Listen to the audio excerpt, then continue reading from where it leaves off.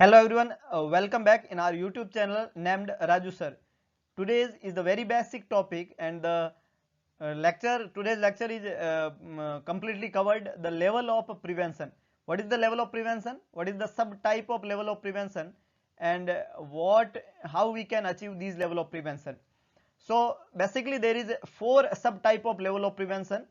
4 type के होते हैं level of prevention. The number 1 is primordial prevention, the number 2 is primary prevention, the number 3 is secondary prevention and number 4 is tertiary prevention. इन चारों level of prevention के बारे में हम डिटेल से इस वीडियो लेक्चर के अंदर पढ़ने वाले हैं. इनका मोड ऑफ इंटरवेंशन क्या होगा और ये कहां कहां काम में लिए जाते हैं. The number 1 primordial prevention. Primordial prevention क्या होता है?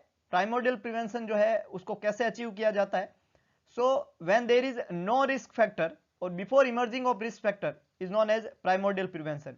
It is the level of prevention which is used before emerge of risk factor, है ना. रिस्क फैक्टर के उत्पन्न होने से पहले जो लेवल ऑफ प्रिवेंशन काम में लेते हैं उसको प्राइमोडियल लेवल ऑफ प्रिवेंशन कहते हैं. कोई रिस्क फैक्टर नहीं है ना. एक इंडिविजुअल है जो रोज एक्सरसाइज करता है लेकिन कोई रीजन नहीं है एक्सरसाइज करने का, उसको कोई बीमारी नहीं है या बीमारी होने की कोई संभावना लग नहीं रही है, फिर भी वो रोज एक्सरसाइज करता है. ये प्राइमोडियल प्रिवेंशन में आता है क्योंकि वो ऐसा रिस्क फैक्टर ही पैदा नहीं होने देना चाहता है ताकि उसको कोई डिजीज लेटर ऑन हो उस रिस्क फैक्टर की वजह से.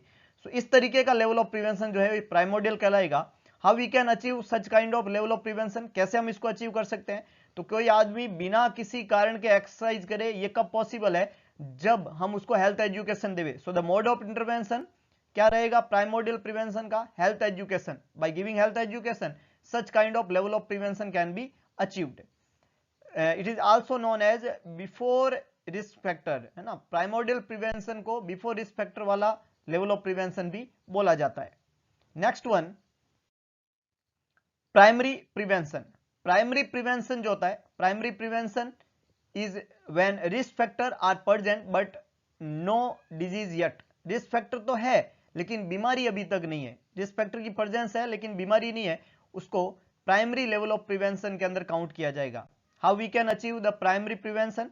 Primary prevention can be achieved by the mode of intervention is health promotion and specific protection, है ना. रिस्क फैक्टर है, कोरोना होने की रिस्क फैक्टर प्रेजेंट है, कोरोना अभी तक हमें नहीं हुआ है तो हमने मास्क लगा लिया. ये जो हमने मास्क लगाया ये मोड ऑफ इंटरवेंशन जो था, ये जो स्पेसिफिक प्रोटेक्शन का काम कर रहा है मास्क, ये हमें कोरोना से को होने से हमारे अंदर प्रिवेंशन करेगा. और ये कौन सा प्रिवेंशन है? Primary prevention. तो प्राइमरी प्रिवेंशन जो होता है वो हमेशा रिस्क फैक्टर प्रेजेंस वाली कंडीशन में हेल्थ को प्रमोट करता है और स्पेसिफिक प्रोटेक्शन देने का काम करता है. तो आफ्टर रिस्क फैक्टर जो लेवल ऑफ प्रिवेंशन काम में लेते हैं उसको प्राइमरी प्रिवेंशन के नाम से जाना जाएगा.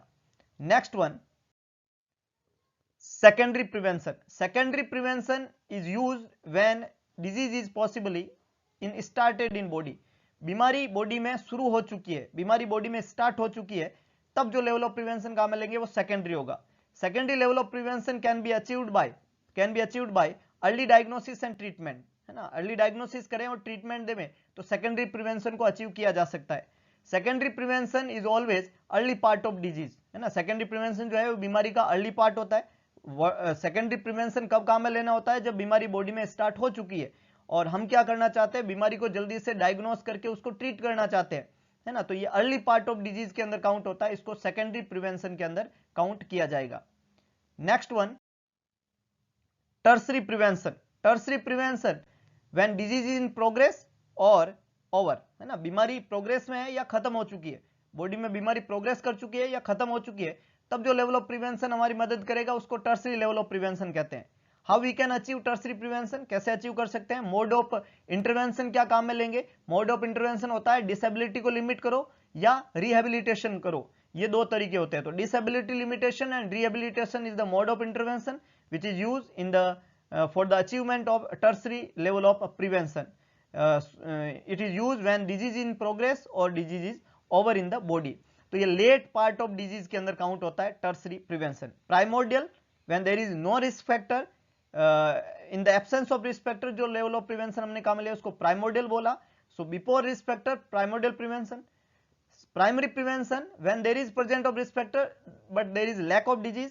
रिस्क फैक्टर है पर बीमारी अभी तक नहीं है, हेल्थ प्रमोशन और स्पेसिफिक प्रोटेक्शन प्राइमरी के अंदर काउंट होगा. आफ्टर रिस्क फैक्टर जो होता है वो प्राइमरी प्रिवेंशन होता है। सेकेंडरी प्रिवेंशन जब बीमारी हो चुकी है और अपने अर्ली स्टेज के अंदर है तो अर्ली डायग्नोसिस और ट्रीटमेंट करो उसका।